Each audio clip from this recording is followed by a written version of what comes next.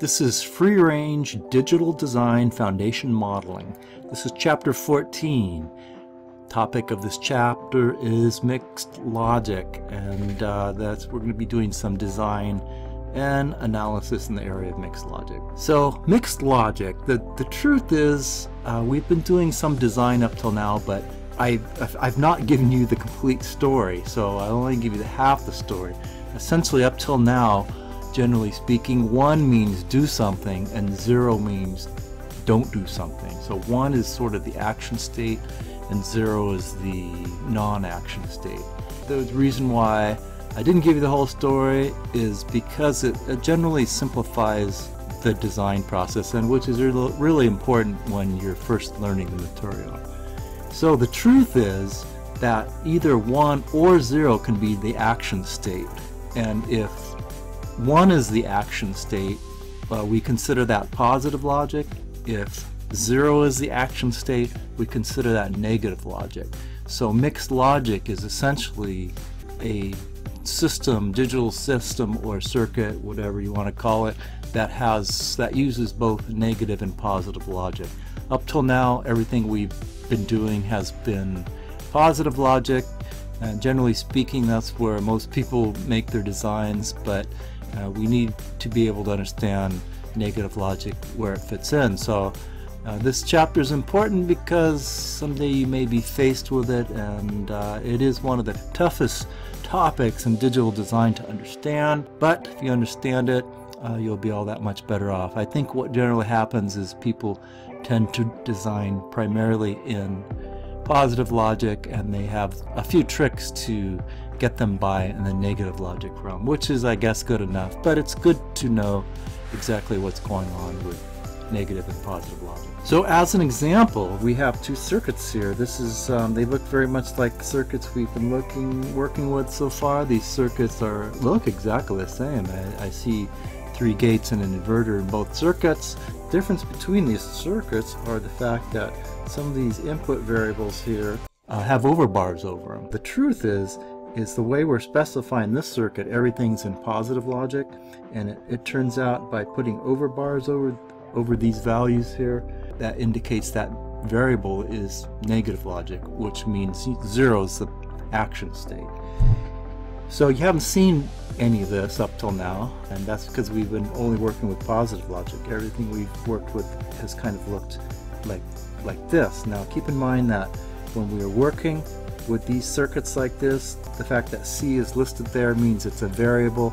C can be either 1 or 0.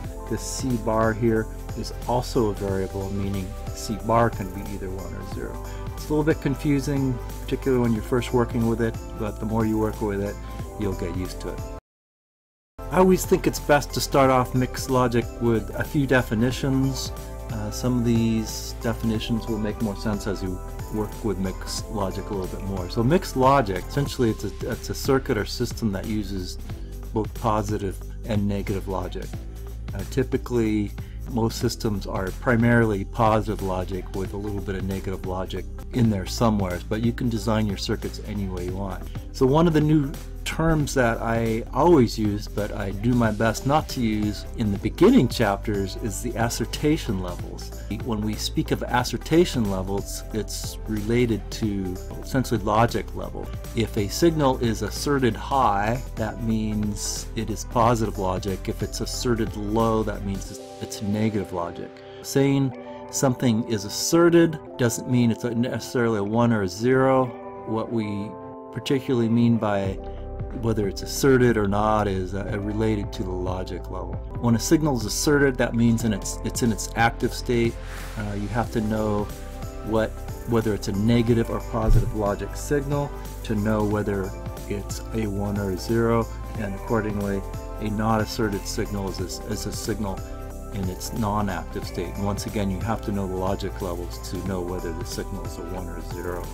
There are 2 ways to represent mixed logic in schematic diagrams or equations, and that's using the positive logic convention or direct polarity indicators.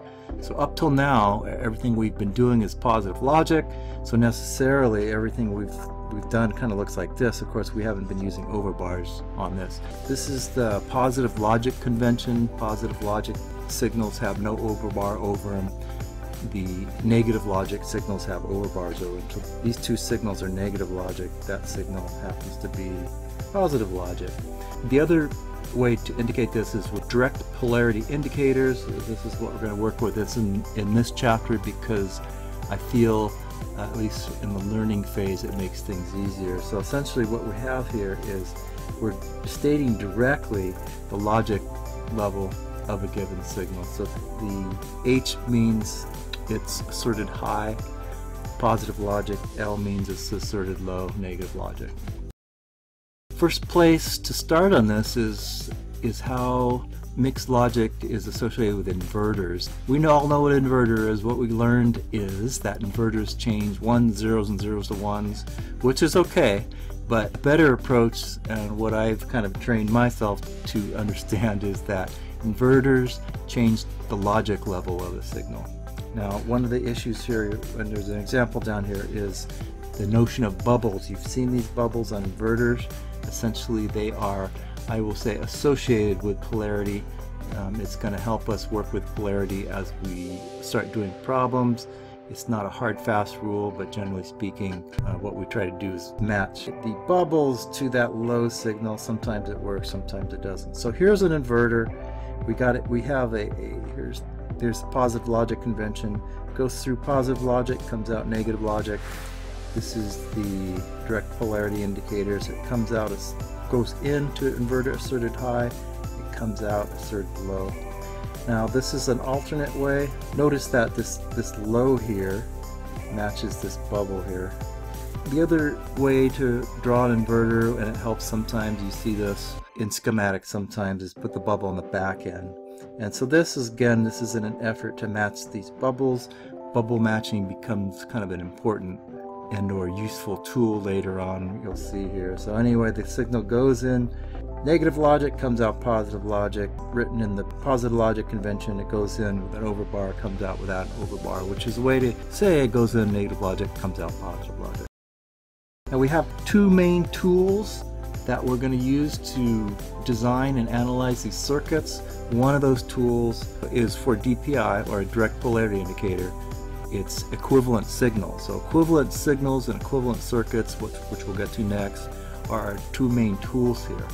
These both are equivalent signals, and we're going to use these in both our design and analysis. An active high positive logic signal is equivalent to an active low signal with an overbar over it. It is mixing DPI and PLC, which is direct polarity indicators, as well as positive logic convention, but we'll use it. So this is another way to write the same thing.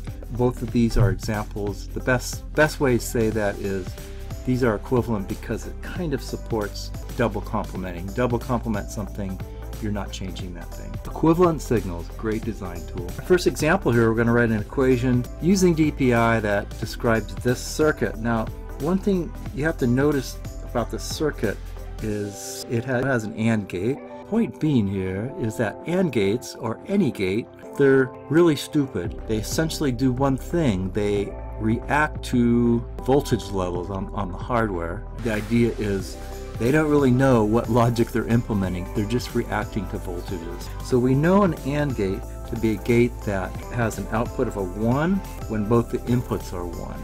That's the only time the output's a 1. So if that's the only way we could use a AND gate, it would be actually pretty boring. But we've been using stuff like this, tossing in inverters as we need to. So essentially, we're going to analyze this thing and see what this says. So this thing will be, okay, so there's this rewritten from, this is written positive logic convention, this is written using DPI.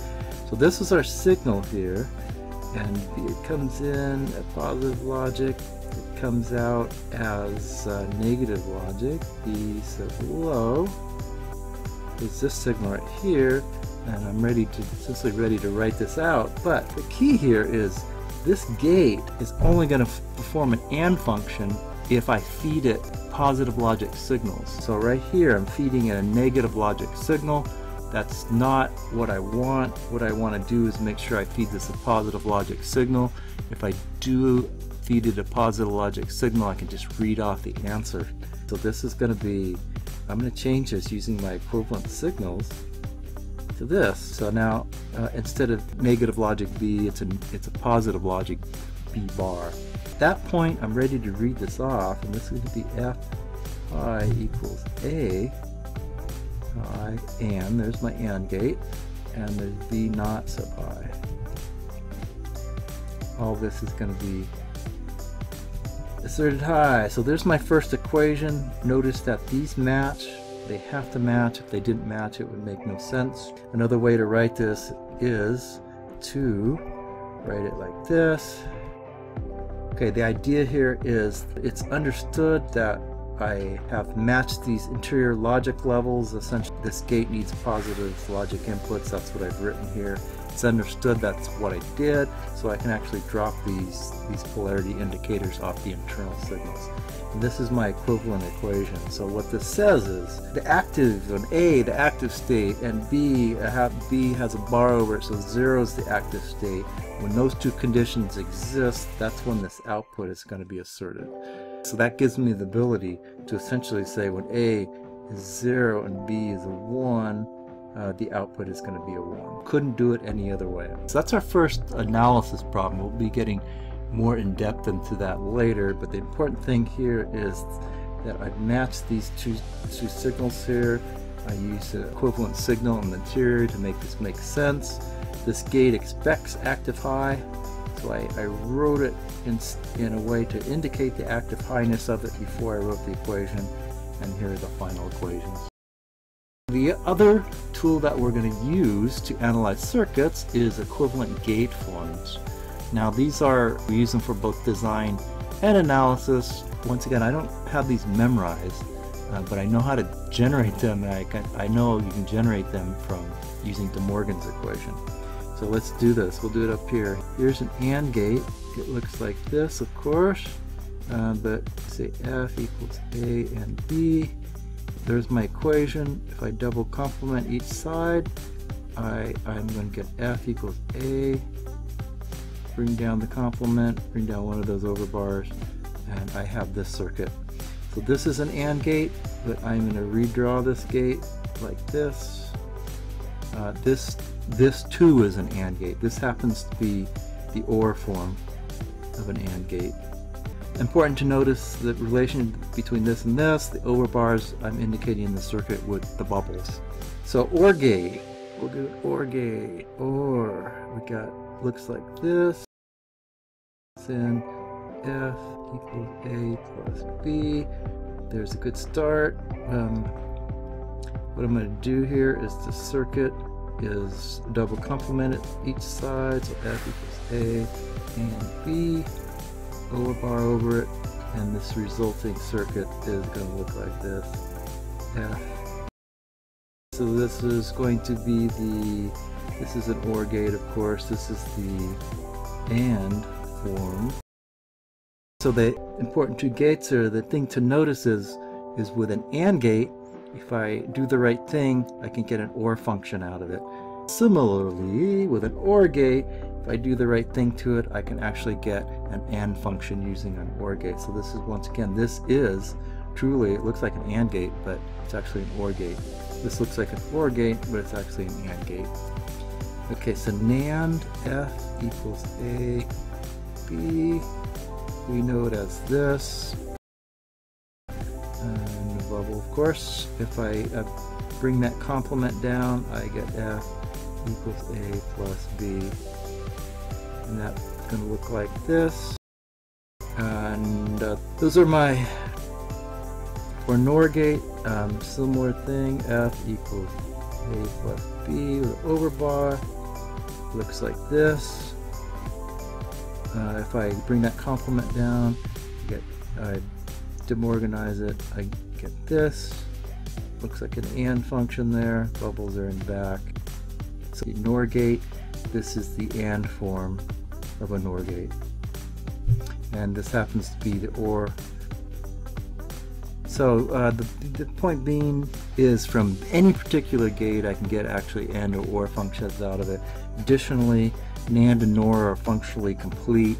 I can get inverter functions out of the NAND and NOR, but that's kind of a separate topic. All else fails, there's a chart of these alternative gate forms in the book, but once again, I don't really have these memorized. I know how to generate them. It only takes a second to generate these using de Morgan's equation.